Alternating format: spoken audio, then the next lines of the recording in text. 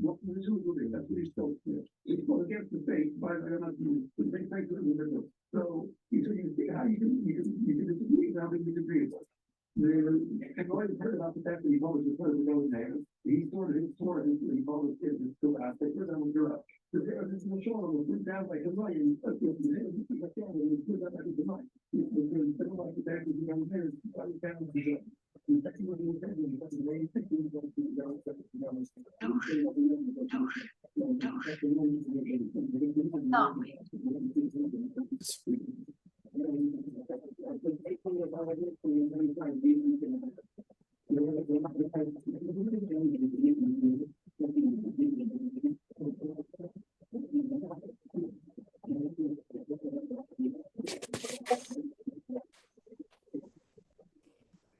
Still? Recording in progress.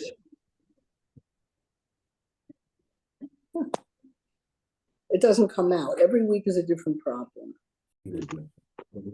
Okay.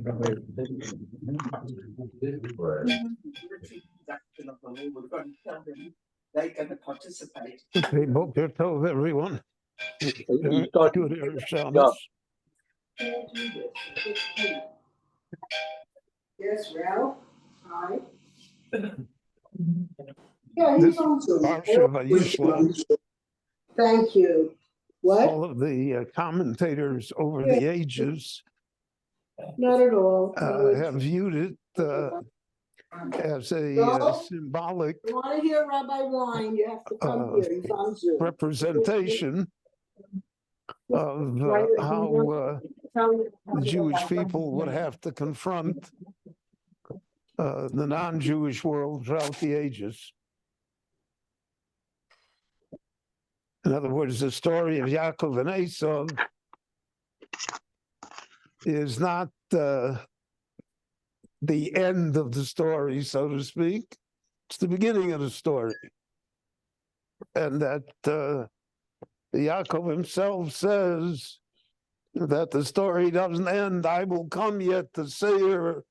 We will have the final debate, so to speak, at the end of days. And this is a story that continues throughout every generation and through all circumstances.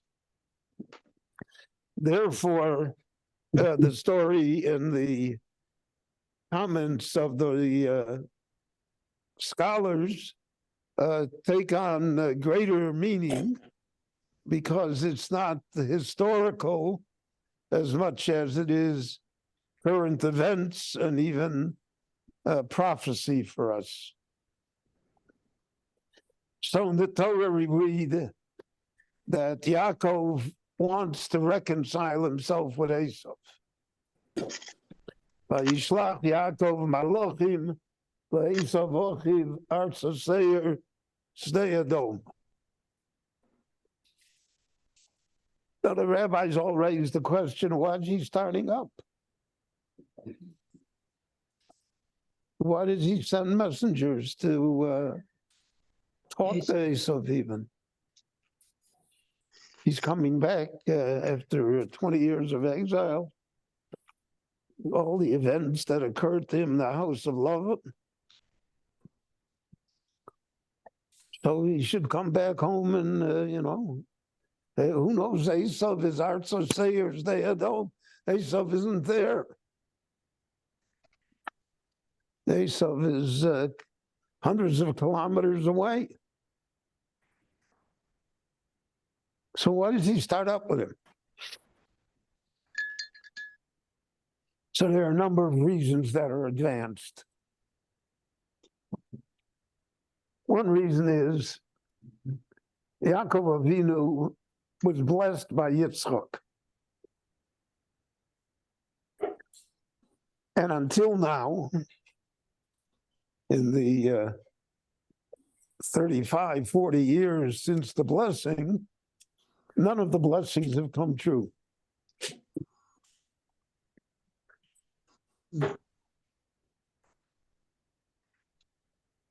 And Yaakov wonders why not.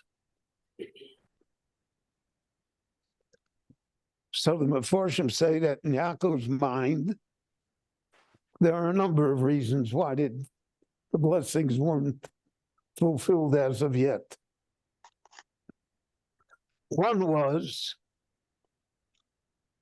that when Yitzchak gave the blessing to Yaakov, Yitzchak was of a mind that he's giving it to Esau, not to Yaakov.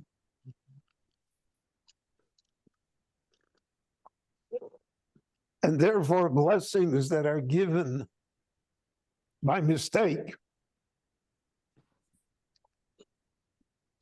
don't have the power to really become effective.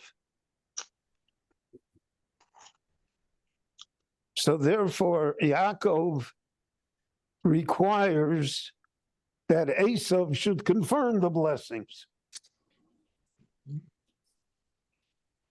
In an indirect way, Esau has to bless him. Esau has to say, okay,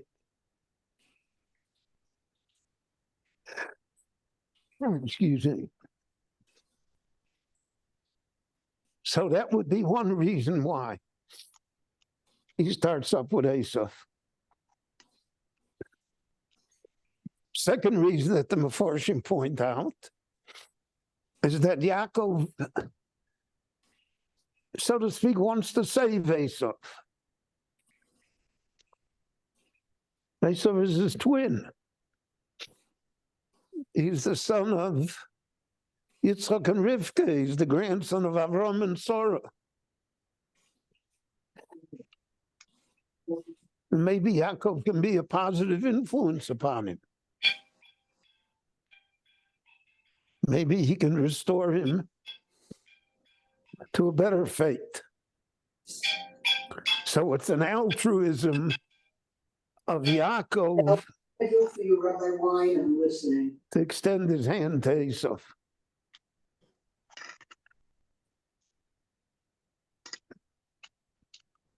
Well, he's now in Shiur until So 11. those are two streams. There's a third stream. Well, she can come all she wants, but well, It says simply that Yaakov is she doesn't have to. I keep on running down. deathly afraid of Esau. He will say it. Ben Yavo v'hikani eimal bonim. Because she doesn't have to drop it off. Esau She will has show to no come mercy. again and just pick the damn thing up when he's Mother's home. children makes no difference, Because otherwise she's coming twice. as we are well aware of. All right? Okay, very good. So he wants to forestall that. He wants to take a preemptive step that somehow will mollify Esau. And that therefore he sends the messengers to Esau because he knows the capacity for cruelty that Esau possesses. Yeah. And therefore he's willing to take the risk of provoking Esau in order to prevent Esau from being Esau. So you have here these three separate ideas. There are many more that exist in the Meforshim. But either Yaakov wants that the blessings should be confirmed by Esau because they didn't happen, or he wants to be a positive influence on his brother to help Esau, or because he's deathly afraid of Esau. 12 and 2. Now, if you'll think about it, I'm sure you have, these are exactly ideas that fit into the whole story of the Jewish exile over the past 1,800 years. We want the world to like us.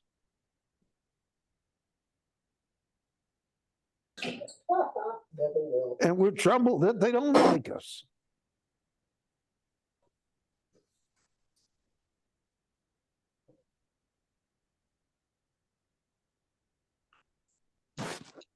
So we reach out to the world.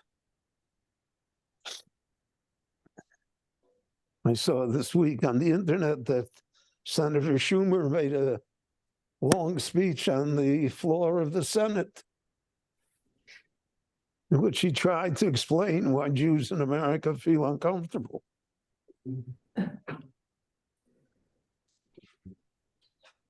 So the interesting is that he, who is one of the most powerful political figures in the United States, is the majority leader in the Senate. No act of legislation can occur without his approval.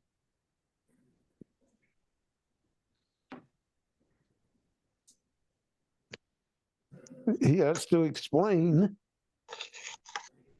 because he feels uncomfortable.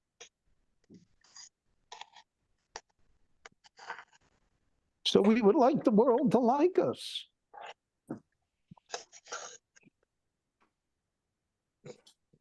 But apparently it doesn't happen. No matter what we do, we don't find favor in the eyes of the world.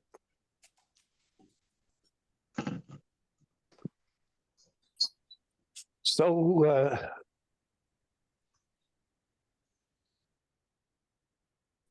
we would like to influence the world, like the whole world to be better. There is no altruistic cause in the history of humanity that has not been supported by Jews.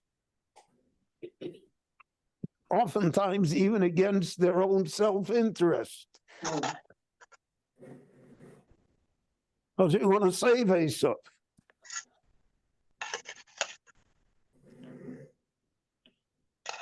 So we're going to help Esau.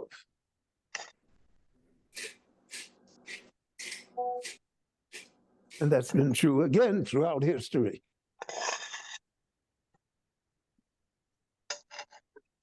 Without the Jews, Marx would never go anywhere.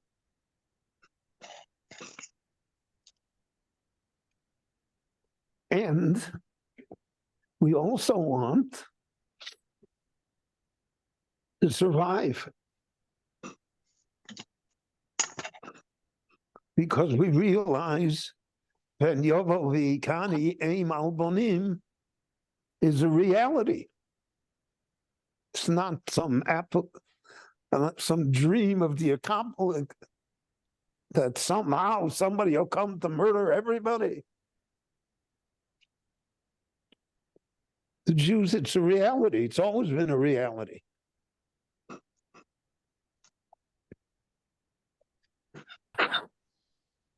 Whatever you say about the other faiths in the world, they are not in danger of being exterminated.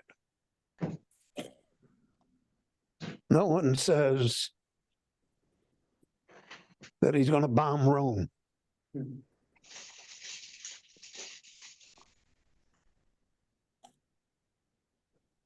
Only Penyo of Hikani Malboni. It's the realization that we are constantly in mortal danger. And therefore we want somehow to come to an accommodation with Esau. Oh, God. So we want to make the world better. We want Esau to be better. We want everything, but we want to survive too. And that's the challenge.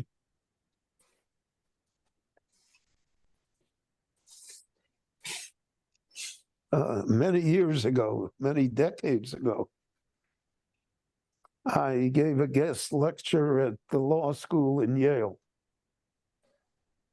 Oh, yeah. Which is an experience. In the lecture hall itself, the wood paneling, the benches.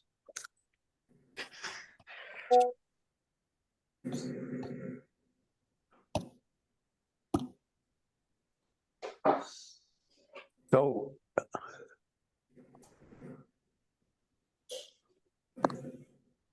Yale Law School then was a different experience than it is today.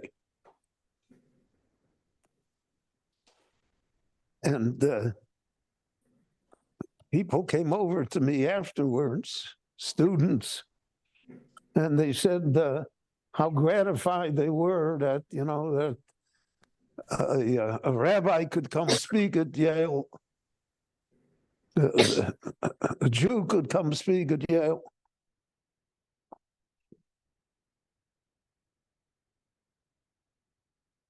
So in my naivete, I thought that my lecture was so good that it would influence Yale.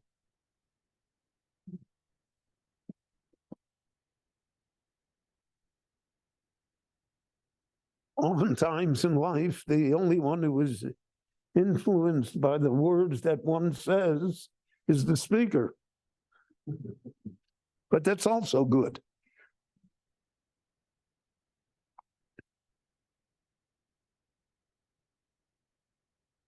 But looking back at it, I realized that whether I spoke at Yale or I didn't speak at Yale is completely immaterial.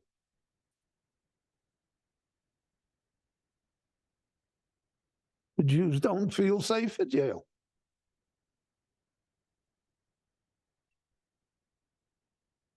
If Jews don't feel safe with the most elite of the higher institutions of learning in the United States, so then we come to the situation of Pen Yovo V'Ikani Malboni. And it's difficult to be in that situation. So Rashi says here, famous Rashi, quoting Medrash, that Jacob prepared himself for the encounter with three different strategies. L'doron, l'tfila, u'lemilchama. The doron means literally gifts. Tefillah is prayer. Milchama is to actually do battle with Esau, to go to war with him. So there are many questions that arise. First of all, why that order? We would say tefillah should come first. You're in trouble, pray. Why is the doron first? And it's interesting to note that there are certain texts of Midrash that do put tefillah first. So there's tefillah, doron, and milchom. But traditionally, and especially since Rashi quotes it that way,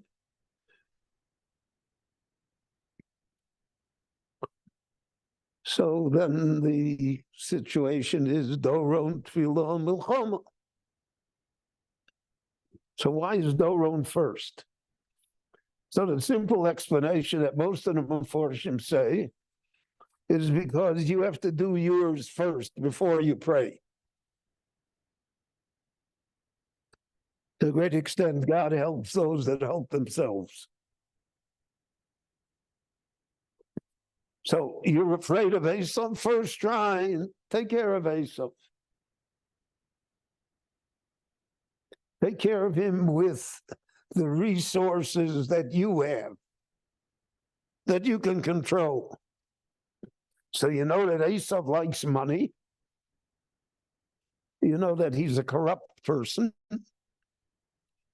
So we'll use our assets to buy him off, at least temporarily. Throughout the long Jewish exile, that was always a tactic the Jews had. Especially, for instance, under the Tsar, when the Russian government was corrupt from top to bottom.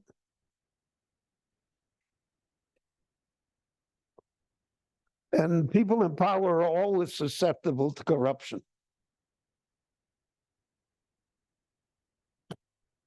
One of the byproducts of having power. Because when you have power, you think you can get away with everything because you're the one that has power. So therefore, why not take advantage of the situation?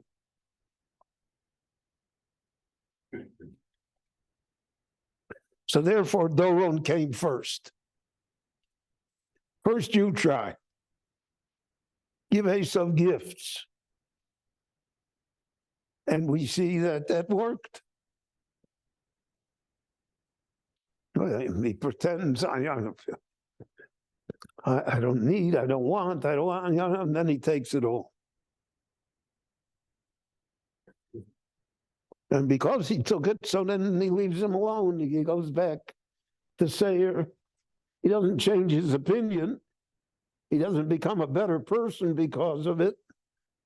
He's not more friendly to Yaakov than he was before, but he leaves him alone.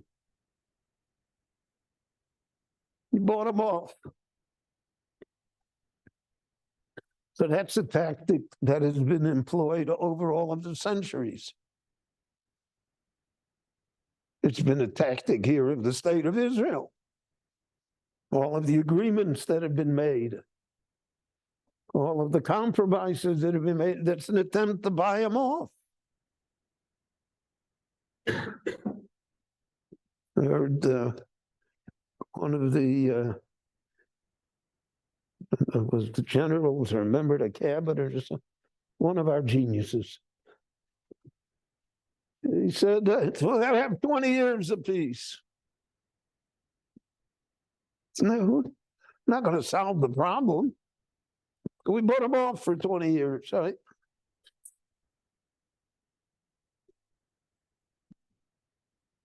So that's no road.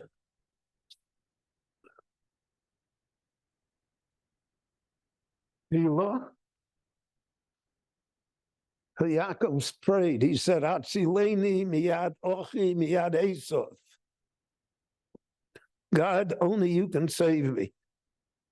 So you'll notice he said miyad ochi, from the hands of my brother, from the hands of Esau. It's redundant. Esau is his only brother. So the Meforshim all point out there are times that Esau behaves like a brother. And when he does that, the Jewish people are seduced by it. They're convinced somehow that Esau has changed his mind, that Esau's in a better place. And we can work along with Esau. And that we really had a good influence on Esau. You see, now he's Ochi, he's our brother.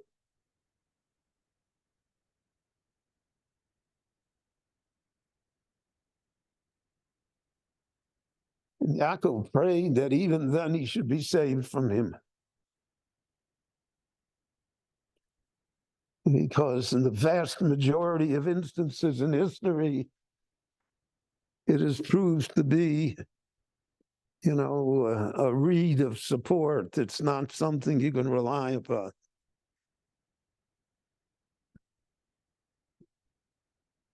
There was a time in the United States, I don't know, maybe it's still there, when Jewish organizations spent a great deal of money to invite a senator or a judge or a person of importance to speak at a Jewish event. And they felt gratified that that happened.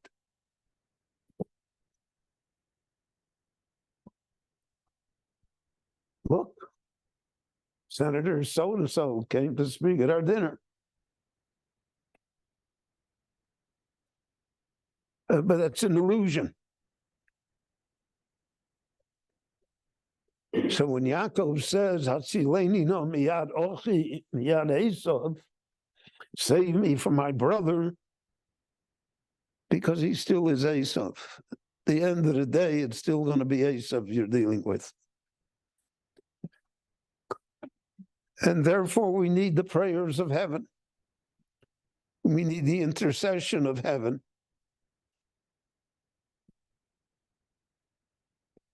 In the midst of all of the tragedies that we are going through,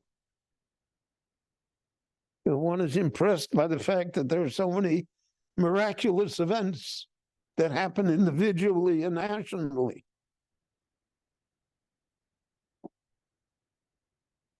If it were not for heaven, the state would be over by now. You're invaded by 3,000 terrorists who intended to come all the way to Tel Aviv.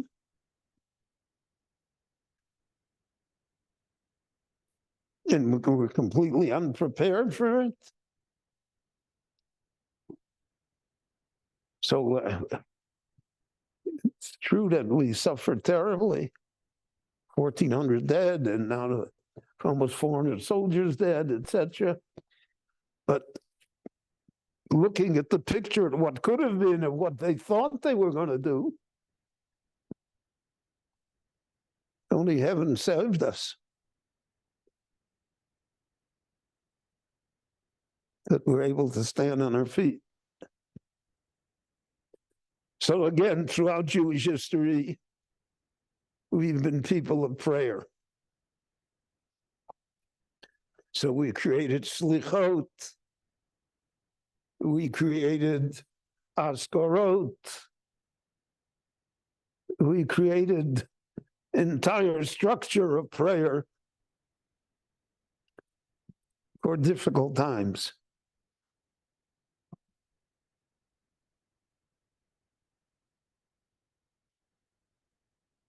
Prayer is a strange thing because it has an effect even if we feel that it is not answered in the way or the time that we wish it to be answered. Because prayer soothes the soul of the one that prays. It creates a connection. So when we say the few chapters of Tehillim that we say regularly now, every day,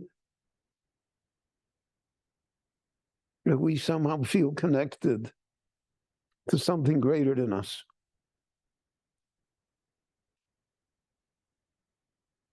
And that connection alone, that feeling alone, is more than sufficient to give us strength, to allow us to continue to pursue our goals.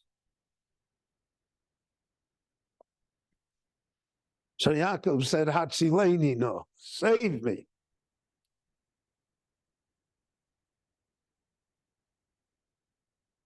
As I'll say, Ein Noel Loshon Bakasha. Wherever you see the word no, please, to extend myself to ask you a favor. We don't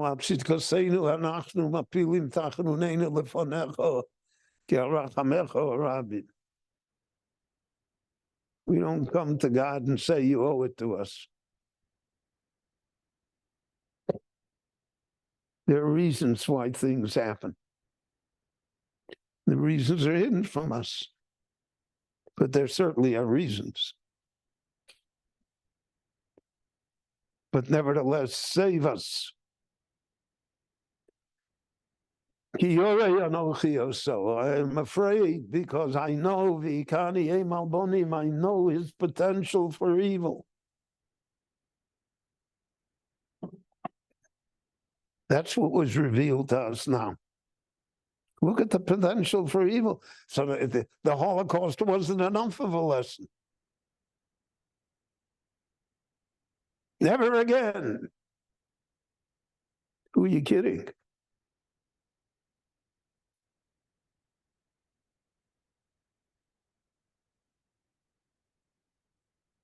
So we come to milchama, come to war. Jewish people are warriors. They've always been warriors. For many centuries, we didn't have the ability to be warriors because we did not have weaponry and we did not have independence. But throughout Jewish history, we have great warrior heroes. Throughout the Tanakh, we find them. David and Shimshon. We're going to have now the Yom Tov Hanukkah. Hanukkah's war. It was a 7-year war. All the children of Matisyo were killed except for one.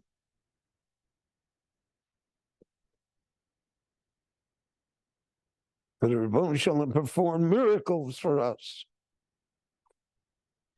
But we fought, as we have to fight today too as well. Because without Milchama, Esau is not going to go away. If you don't stand up for yourself, no one else will, especially in the Jewish world. It's a bitter lesson. But all of history has shown us that lesson to be true.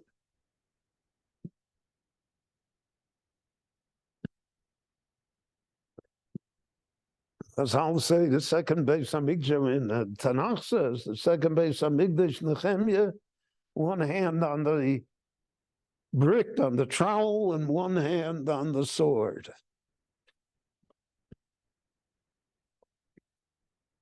But the Torah recognizes the human condition. The Shomronim at the time of the construction of the second Beis Hamikdash were the Hamas. Same thing.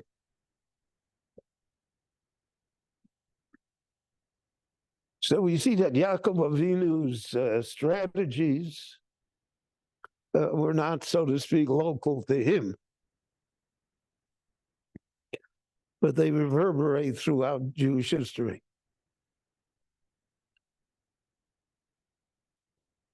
I remember a turning point in my life in 1956. So I was a lawyer then, and I wasn't feeling well. Something was wrong. And the senior partner in the law firm, through his influence, obtained an appointment for me with one of the great specialists at the time. And he diagnosed it correctly as mononucleosis, and that I would have to be in the hospital for a few weeks, and then I would recover.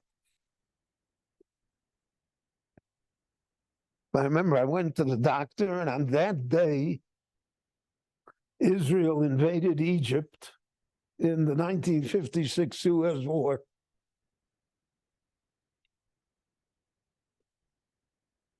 And I felt very apologetic. Excuse me. Very apologetic about it. We should start a war. We're nice guys. And the doctor told me, it was then 10 years after the Holocaust, he said, "Boy, are you off base."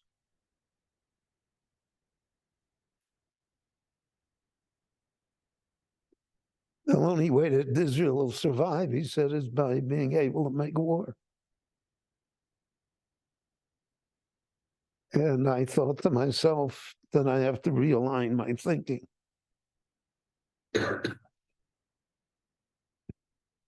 So the Yaakov's strategies, Doron, Tfilah, Milchama, are all here today. They're all employed by us. And they're not either or strategies. All three together have to be done.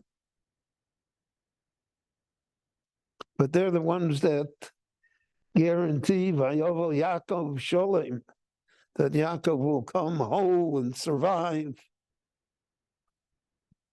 that he'll raise his family, and there'll be tribes of Jews. So this week's Parsha is a very encouraging Parsha for us, because it speaks directly to us. It puts things into perspective. And when you understand things a little more clearly, that itself is some sort of comfort and consolation in the midst of all of the confusion and troubles that we see. So have a great Shabbos, everyone, and thank you for coming. Next Friday is Hanukkah, but the class will take place. This Saturday, the lecture is on Abraham Lincoln.